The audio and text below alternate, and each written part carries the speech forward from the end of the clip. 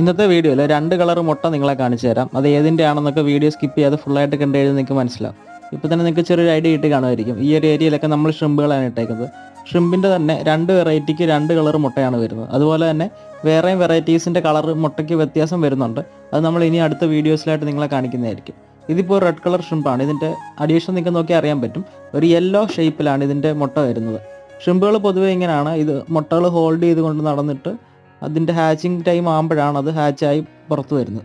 ഇതിപ്പോൾ നിങ്ങൾക്ക് കണ്ടു കഴിഞ്ഞാൽ അറിയാൻ പറ്റും. ഏകദേശം നല്ലപോലെ മുട്ട ഇങ്ങനെ ഹോൾഡ് ചെയ്ത് വെച്ചുകൊണ്ടിരിക്കുന്ന ഒരു സ്റ്റേജാണ്. ഇതിപ്പോൾ യെല്ലോ എഗ്ഗ് നിങ്ങൾ കണ്ടല്ലോ. ഇനിയിപ്പം ഞാൻ വേറൊരു കളർ നിങ്ങളെ വീഡിയോയുടെ ലാസ്റ്റ് നിങ്ങളെ കാണിച്ചു തരാം. ഇതിനകത്തൊക്കെ കുട്ടികൾ ഇറങ്ങി തുടങ്ങുന്നുണ്ട്. എന്തായാലും ഞാൻ അടുത്ത കളർ നിങ്ങളെ ഈ വീഡിയോയുടെ ഇപ്പം തന്നെ ഞാൻ ഒന്ന് കാണിച്ചു തരാം. ഷ്രിമ്പുകൾ പൊതുവെ നിങ്ങൾക്ക് അറിയാമല്ലോ, നല്ല രീതിയിൽ ബ്രീഡ് ആവുന്ന ഒരു ഐറ്റമാണ്.